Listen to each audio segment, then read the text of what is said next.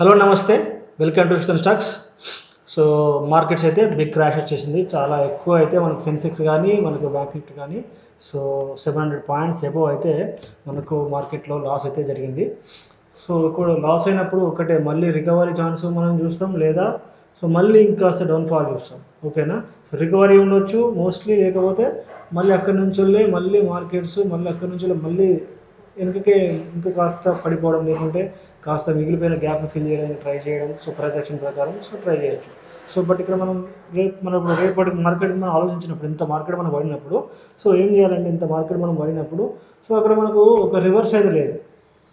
మీరు అబ్జర్వ్ చేస్తే అక్కడ మనకు రివర్స్ లేదు, మార్కెట్లో మనకు రివర్స్ లేదు. కాబట్టి ఏం చేయాలి? బీటెస్ట్ మనకు తీసుకోవద్దు. ఇక్కడ బీటెస్ట్కి మనం పీకి తీసుకుంటే ఇట్లా బాగా మార్కెట్స్ పడినప్పుడు కొంత మార్కెట్స్ ఏమవుతాయంటే రివర్స్ అయ్యి మళ్ళీ వెంటనే పడిపోవడం జరుగుతుంది. ఆ రివర్స్లో మనం ఏం చేస్తామంటే ఎగ్జిట్ అయిపోతాం, మళ్ళీ మనకి లాస్ అయిపోతుంది. అందుకని చెప్పేసి వాళ్ళ బీటెస్ట్ కాల్స్ అయితే అవాయిడ్ చేస్తున్నాం. ప్రతిసారి ఇట్లా అవాయిడ్ చేస్తామంటే చేయము, బట్ ఇవాళ మాత్రం అట్లా కొద్దిగా కూడా నాకు రివర్స్ మూమెంట్ తోటి మళ్ళీ రీటెస్ట్ అయినట్టు అనిపించలేదు. కాబట్టి పీ సైడ్ కానీ సి సైడ్ కానీ బీటెస్ట్ అయితే తీసుకోలేదు. ఓకేనా, ఒకసారి ఫస్ట్ అయితే మన ఇవాళ ప్రీమియం గ్రూప్లో ఏం చెప్పుకున్నాం ఒకసారి చెక్ చేద్దాం. నెక్స్ట్ అనాలిసిస్ చేసుకుందాం. ఓకేనా, ఇవాళ జనవరి 8 గుడ్ మార్నింగ్తో స్టార్ట్ అయ్యి ఫస్ట్ అయితే మనం తీసుకున్న పొజిషన్ బజాజ్ ఆటో. టార్గెట్ ఎక్కువ వచ్చే అవకాశం ఉంది కాబట్టి హోల్డ్ అని చెప్పాను. నెక్స్ట్ కాల్ వచ్చేసి మనకు మారుతి 296, టార్గెట్ అయితే 316 అయితే ఇవ్వడం జరిగింది. ఓకేనా, Bajaj active, Maruti active, Bajaj 200 to 209, Maruti 296 active, Maruti 296 to 303, 296 to 307 trail చేయండి. Maruti 296 to 317 keep trailing. ఓకేనా, book profit in Bajaj and Maruti అని చెప్పడం జరిగింది. రెండింటిలో ప్రాఫిట్ అయితే బుక్ చేసుకోవడం జరిగింది. బజాజ్లో అయితే ఒక 3-4 పాయింట్స్ అంతకంటే ఎక్కువ ఏం కాలేదు. మారుతిలో మాత్రం ఒక 10 పాయింట్స్ ఎక్కువ ప్రాఫిట్ దొరికింది. ఓకే, మంచిగా దొరికింది. నెక్స్ట్ వచ్చేసి పొజిషన్ 72,000 సిఈ. సెన్సెక్స్ ఎక్కడ 520 దగ్గర తీసుకోవడం జరిగింది. టార్గెట్ 590 ఉండే. 520 యాక్టివేట్ అయింది. 520 to 530 జస్ట్ 10 పాయింట్స్ ఇచ్చేసి అది రివర్స్ వెళ్ళిపోవడం జరిగింది. నెక్స్ట్ వచ్చేసి 48,000 పిఈ కరెక్ట్ ఎగ్జాక్ట్లీ 930 తీసుకోవడం జరిగింది. ఎగ్జాక్ట్ మనకు ఎప్పుడైతే ఒక బేరిష్ క్యాండిల్ అయితే మనకు కన్ఫర్మ్ అయిపోయిందో అక్కడ తీసుకోవడం జరిగింది. ఆల్మోస్ట్ ఒక 70 పాయింట్స్ మనకు ఉండే టార్గెట్. సెన్సెక్స్ ఎగ్జిట్ చెప్పడం జరిగింది సి కాల్, ఎందుకంటే అది మనకు స్టాప్ లాస్ పడింది. ఓకేనా, 1 స్టాప్ లాస్ గుర్తుపెట్టుకోండి. నెక్స్ట్ బ్యాంక్ నిఫ్టీ అయితే మంచిగా సూపర్ ప్రాఫిట్ అయితే ఇవ్వడం జరిగింది. 232, 72. నెక్స్ట్ 370 ఇవ్వడం జరిగింది. 27,500 సిఈ 770 దగ్గర. అది 772, 810, 820 దాదాపు 50 పాయింట్స్ ఇస్తే ట్రైల్ చేయడం జరిగింది. ట్రైలింగ్లో అది మనకు బుక్ అయిపోయింది. ఓకేనా, 50 పాయింట్స్ ఓన్లీ. ఇది 370 నుంచి వెళ్ళి. నెక్స్ట్ మన లాస్ట్లో సెన్సెక్స్ జరిగింది 71,500 పిఈ 350 దగ్గర హోల్డ్ చేయమని చెప్పాను. ఎందుకంటే టార్గెట్ పెద్దగా ఉండే ఛాన్సెస్ ఉంది కాబట్టి. మంచి ప్రాఫిట్ అయితే 50 పాయింట్స్ వెంటనే ఇచ్చేసింది. ఆ టైంలో బ్యాంక్ నిఫ్టీ బిగ్ రివర్సల్ కానీ ఎట్లా అంటే కింద బిగ్ రివర్స్ కానీ మళ్ళీ అదే ఫామ్ కంటిన్యూ చేసే ఛాన్సెస్ ఉన్నాయని చెప్పేసి బ్యాంక్ నిఫ్టీ ఆ కాల్ నేను వద్దని చెప్పాను. అదైతే తీసుకోలేదు.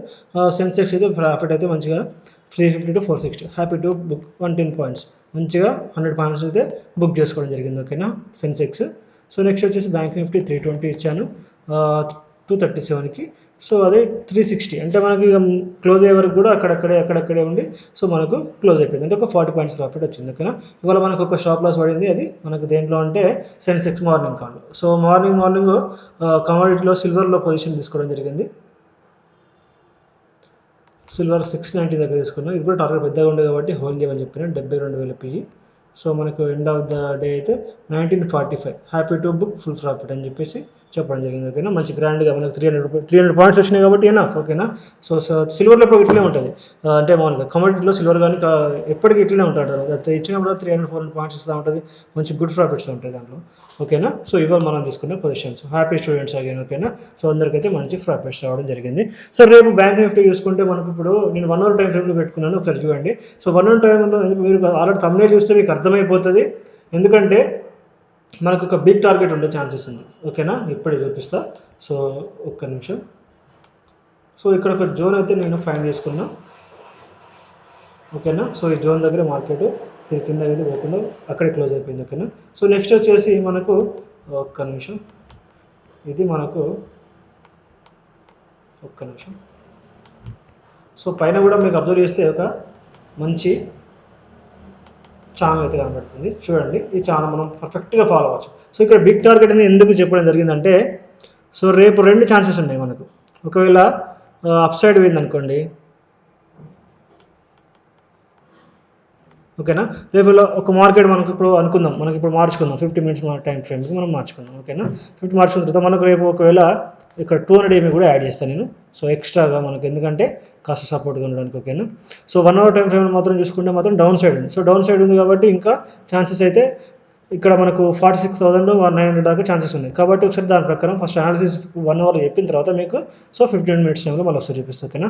రేపు కనుక మార్కెట్లో మనకు 47,450 దగ్గర నుంచి మన మార్కెట్ స్టార్ట్ అయ్యి అనుకోండి, ఒకవేళ ఇక్కడ ఒక పెద్ద క్యాండిల్ మనం ఎప్పటికీ అనుకుంటాం కదా, సో ఇక్కడ ఒక పెద్ద క్యాండిల్ మనకు ఫామ్ అయింది అనుకోండి, అది 1 అవర్ టైం ఫ్రేమ్లో, ఓకేనా. సో అది ఇద్దరు ఒకటి ఈ పొజిషన్గా ఉంచే వాళ్ళకి చెప్తున్నాను, రేపు ఇంట్రాడేకి చెప్తున్నాను, కాబట్టి జాగ్రత్తగా వినండి, ఓకేనా. సో రేపు కనుక ఇక్కడ మనకు మార్కెట్ ఓపెన్ అయింది అనుకోండి, దీనిపైన మనం ట్రేడ్ చేసుకొని సో ఈ ఛానల్ వరకు మనం ట్రేడ్ చేయొచ్చు, ఓకేనా. 48,200 వరకు అయితే ట్రేడ్ చేయొచ్చు. ఒకవేళ బ్రేక్ అయింది అనుకోండి, సో ఏదైతే మనకు స్వింగ్ పాయింట్ ఉందో సో అక్కడ వరకు మళ్ళీ మనము టార్గెట్గా పెట్టుకోవచ్చు. అంటే మనకు సెకండ్ టార్గెట్ వచ్చేసి ఏదైతే పొజిషన్ వాళ్ళకు 48,600, ఓకేనా. లేదు రేపు కనుక మనకు మార్కెట్లో సో ఇదే కిందికి బ్రేక్ అయినాయి అనుకోండి, ఓకేనా, కిందికి బ్రేక్ కొంచెం 200 EMA ఇక్కడ ఉంది కాబట్టి కాస్త జాగ్రత్తగా చూసుకొని దీని కింద ఎంట్రీ తీసుకొని పెద్ద క్యాండిల్కి ఏదో ఒక సూపర్ క్యాండిల్ వస్తే మనం ఎంట్రీ తీసేసుకొని 46,900 వరకు అయితే మనము వెయిట్ చేయవచ్చు, ఓకేనా. సో ఇక్కడ మనకు సెకండ్ టార్గెట్ తీసుకుంటే ఒకసారి చూడండి, ఏదైతే మనకు లాస్ట్ టైం మనకు గ్యాప్ వచ్చిందో సో ఆ గ్యాప్ నుంచి మళ్ళీ మనం సెకండ్ టార్గెట్గా పెట్టుకోవచ్చు, ఓకేనా. ఇది మనకు సెకండ్ టార్గెట్గా ఉంటుంది. సో ఇది పెద్ద టార్గెట్లో ఎప్పుడు ఏమవుతుందంటే సో కాస్త టైం పడుతుంది. సో ఆ టైం మనం పేషెన్స్గా ఉండి మనం తీసుకోవాల్సి ఉంటుంది, ఓకేనా. సో ఇది పొజిషన్ వాళ్ళు జాగ్రత్తగా ఈ లెవెల్స్ 1 అవర్ టైం ఫ్రేమ్లో తీసుకోండి, ఓకేనా. సో ఖచ్చితంగా మన క్రూషియల్ లెవెల్ ఏంటిది 47,450 అనేది మన క్రూషియల్ లెవెల్గా ఉంటుంది 1 అవర్ టైం ఫ్రేమ్లో. సో ఇక్కడ కనుక మనకు టూ ఛాన్సెస్ ఉన్నాయి. ఇక్కడ నుంచి మార్కెట్ మనకు ఒక పొజిషన్ ట్రేడ్ స్టార్ట్ అయిపోయింది అనుకోండి, సిఈకి మన టార్గెట్ వచ్చేసి 40 ఈ ఛానల్ వరకు ఉంటుంది, ఓకే, ఇంతవరకు ఉంటుంది అంతవరకు. సో ఇక్కడ లేదు ఇక్కడ నుంచి మనకు డౌన్ అయిపోయింది అనుకోండి, మార్కెట్లో మళ్ళీ ఇవాళ సెంటిమెంట్ని ఫాలో అవుతూ సో ఫస్ట్ టార్గెట్ వచ్చేసి 46,900, సెకండ్ టార్గెట్ వచ్చేసి 46,480 ఉంటుంది, ఓకేనా. సో ఇప్పుడు 50 మినిట్స్ టైం ఫ్రేమ్లో చూపిస్తా. ఇక్కడ మనకు 200 ఏమీ అవసరం లేదు, ఓకేనా. సో సేమ్ అండి, ఇప్పుడు ఇక్కడ చూసినా కూడా మనకు ఈజీగా తెలిసిపోతుంది. సో ఇక్కడ మనం ఈ లూప్ దగ్గర మనము ఫస్ట్ టార్గెట్ పెట్టుకోవచ్చు, ఓకేనా. ఇక్కడ మనకు ఫస్ట్ టార్గెట్, ఓకేనా. సో ఇది వచ్చి మనకు సెకండ్ టార్గెట్ ఉంటుంది, ఏది ఇంట్రాడే వాళ్ళకి, ఏది అప్ సైడ్, ఓకేనా. మరి ఇక్కడ మనకు సేమ్ ఉంది, ఎవరి ఇంట్రాడే వాళ్ళకి కూడా మనకు డౌన్ సైడ్ 46,900 ఫస్ట్ టార్గెట్, అది మనకు 46,480 మనకు సెకండ్ టార్గెట్. ఇది ఫస్ట్ సపోర్ట్గా ఉంటుంది, సెకండ్ సపోర్ట్గా ఉంటుంది, ఓకేనా. సో ఈ క్రూషియల్ లెవెల్ దగ్గర మనకు బ్రేకింగ్ అనేది చాలా ఇంపార్టెంట్, ఓకేనా.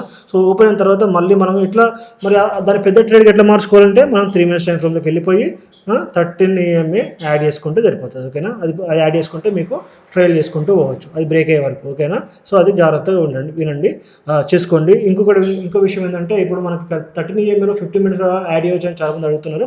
అక్కడ అవసరం లేదు, 3 మినిట్స్ టైం ఫ్రేమ్లోనే యాడ్ చేయండి. ఎందుకంటే పెద్ద ట్రేడ్స్ మీరు తీసుకోవట్లేదు, పెద్ద ట్రేడ్స్ మీరు ఒక డే మొత్తం హోల్డ్ చేయడానికి కానీ 2 days మొత్తం హోల్డ్ చేయడానికి కానీ మీరు పోవట్లేదు కాబట్టి సో ఇంట్రాడే వాళ్ళు సో 3 మినిట్స్ టైం ఫ్రేమ్లో మాత్రమే పెట్టుకోండి, ఓకేనా. సో మనకు రేపు అనేది ఇప్పుడు రేపు మనకు గ్యాప్ అప్ అయ్యి ఈ స్ట్రెంత్ ఇప్పుడు మనకు ఓపెన్ తర్వాత స్ట్రెంత్ లేకపోయింది అనుకోండి, ఇది బ్రేక్ అయ్యే వరకు వెయిట్ చేయండి, ఇది బ్రేక్ అయిన తర్వాత ఇక్కడ వరకు మళ్ళీ క్యారీ చేయండి, ఓకేనా. లేదు మార్కెట్ ఓపెన్ అవ్వడం ఇక్కడ ఒకవేళ నార్మల్గా ఓపెన్ అయింది అనుకోండి, మనకు మంచి ఛాన్సెస్ ఉంది, ఎందుకంటే బ్రేకింగ్ పాయింట్ పెద్ద బ్రేకింగ్ పాయింట్ మనకు 47,450 కాబట్టి మంచి ప్రాఫిట్ ఉంటుంది, ఓకేనా. సో స్టూడెంట్స్, సో ఈ లాజిక్ ఉంది కదా, సో ఈ లాజిక్ పక్కగా ఫాలో అవ్వండి, లాజిక్ లేకుండా ట్రేడ్ చేయకండి, ఓకేనా. లాజిక్ ఉంటే ఏమవుతుందంటే మన perfect entry, perfect stop loss, perfect target ఉంటాయి. సో కాబట్టి అవి మన పక్కా మెన్షన్ చేసుకోండి, ఒక నోట్స్ పక్కన రాసుకోండి. సో మనకు లాజిక్ ప్రకారం ఎంట్రీ వచ్చింది తీసుకుంటున్నా అని చెప్పేసి అక్కడ రాసుకోండి, పర్ఫెక్ట్ స్టాప్ లాస్ పెట్టుకోండి, మైండ్లో ఉండాలి స్టాప్ లాస్ ఎప్పుడైనా, ఓకేనా. సో ఇంకొంతమంది అడుగుతున్నది పాయింట్ ఏంటంటే ప్రీమియం గ్రూప్లో వాళ్ళు అడుగుతున్న పాయింట్ ఏంటంటే ట్రైలింగ్ అడుగుతున్నారు. సో అది ఇప్పుడు చెప్తా వినండి. సో మనకి ఇప్పుడు టార్గెట్ ఒక 50 పాయింట్స్ అనుకున్నామండి, లేదు ఒక 100 పాయింట్స్ అనుకున్నాం టార్గెట్. సో మనకు మార్కెట్ ఒక 40 పాయింట్ ప్లస్ మనకు మార్కెట్లో మూవ్ అయింది. సో ఇక్కడ చాలామంది చేసే ఫూలిష్ ఏంటంటే ఆ 40 పాయింట్స్ దగ్గర నుంచి మార్కెట్ రివర్స్ అయ్యి మళ్ళీ మైనస్ పోతుంటే కూడా చూస్తుంటారు తప్ప దాన్ని ట్రైల్ చేయడానికి ట్రై చేయాలి. 40 పాయింట్స్ పోయినప్పుడు మినిమం నువ్వు కొన్న పాయింట్ దగ్గరైనా స్టాప్ లాస్ పెట్టుకోవాలి, నువ్వు కొన్న బయింగ్ పాయింట్ దగ్గరైనా స్టాప్ లాస్ పెట్టుకోవాలి, లేదా ఒక 10 పాయింట్స్ ఎక్స్ట్రా యాడ్ చేసినా పెట్టుకోవాలి. మినిమం 40 పాయింట్స్ ఉంటే ఖచ్చితంగా 20 పాయింట్స్ ట్రైల్ చేసుకోవాలి. అప్పుడు అటు 40 పాయింట్స్ 60 పాయింట్స్ అనుకోండి, ఒక 40 పాయింట్స్ ట్రైల్ చేసుకోవాలి, ఇలా ట్రైల్ చేసుకుంటూ పోవాలి, ఓకేనా. ట్రేడ్ చేసుకుంటూ పోతున్నా మీకు ప్రాఫిట్ వస్తుంది. ఇప్పుడు ఈక్విటీ ఆప్షన్స్ ఉన్నాయి అనుకోండి, ఈక్విటీ ఆప్షన్లో ఉండేది ఎంత 15 పాయింట్లు 20 పాయింట్లు 10 పాయింట్లు అంతకంటే ఎక్కువ టార్గెట్స్ అయితే ఉండవు. సో అక్కడ ఏం చేస్తామంటే 5 పాయింట్స్గా మనం ట్రేడ్ చేసుకుంటాం. సో కింద డౌన్ వచ్చినా కూడా 5 పాయింట్స్ దగ్గర ప్రాఫిట్ బుక్ చేసుకుంటాం, సేఫ్లో ఉంటాం, ప్రాఫిట్లో ఉంటాం. ఇప్పుడు 40 పాయింట్స్ అప్పుడు 20 పాయింట్స్ వచ్చినా బుక్ చేసుకుంటాం, సేఫ్లో ఉంటాం, ప్రాఫిట్లో ఉంటాం. డైలీ ఇలా అవుతుంటే మీకు కాన్ఫిడెన్స్ లెవెల్ పెరుగుతుంది, డైలీ ప్రాఫిట్ వస్తుంది. ఒకవేళ మార్కెట్ అట్లనే మూవ్తో పైకి పోయింది ఇంకో బిగ్ ట్రేడ్స్ అయితే, బిగ్ ట్రేడ్స్ పెద్ద పెద్ద ట్రేడ్స్ అంటారు, చిన్న ట్రేడ్స్ అంటూ ఏమి ఉండదు. ఎవరైతే ఎక్కువ ప్రాఫిట్ చూపి వస్తుంటుందో వాళ్ళకి మెయిన్ రీజన్ ఇదే. వాళ్ళు ఏం చేస్తారంటే ప్రతిసారి ట్రేడ్ చేస్తూ పోతుంటారు. ట్రేడ్ చేయడం వల్ల వాళ్ళకి ఏమవుతుందంటే కొన్నిసార్లు సేఫ్లో తక్కువ ప్రాఫిట్లో ఎగ్జిట్ అయిపోతారు. కానీ మోస్ట్ ఆఫ్ ద టైం ఏదైనా ట్రేడ్ చేయడం వల్ల పెద్ద పెద్ద టార్గెట్స్ వస్తాయి. ఓకేనా, ప్రతి 40 పాయింట్స్కి 20 పాయింట్స్, ప్రతి 60 పాయింట్స్కి 40 పాయింట్స్, 80 పాయింట్స్కి 60 పాయింట్స్, ఇట్లా చేసుకుంటూ పోండి. ఓకేనా, బ్యాంక్ నిఫ్టీలో అయితే ఈక్విటీ ఆప్షన్ అయితే 5 పాయింట్స్ కంటే ఎక్కువ అవసరం లేదు. అది చాలా ఎక్కువ లాట్ ఉండే స్టాక్స్ మినిమం ఒక 10 ఉంటాయి. టార్గెట్ ఒక 10 పాయింట్స్ ఉంటాయి కదా, అదొక 4 పాయింట్స్ ఎక్కువ దాటిపోయింది, ముందుకు వెళ్ళిపోయింది అనుకోండి, ఖచ్చితంగా కొన్న పాయింట్ దగ్గర మీరు ఎస్ఎల్ మైండ్లో పెట్టుకోవాలి. స్క్రీన్ ఎప్పుడైతే సిస్టంలో ఎప్పుడు యాడ్ చేసుకోవద్దు, కానీ మైండ్లో ఉండాలి, రావగానే కొట్టేయాలి. ఓకేనా, థ్యాంక్ యూ అండి, thank you so much. Share చేయండి, ఫాలో అవ్వండి. ఓకేనా, థ్యాంక్ యూ.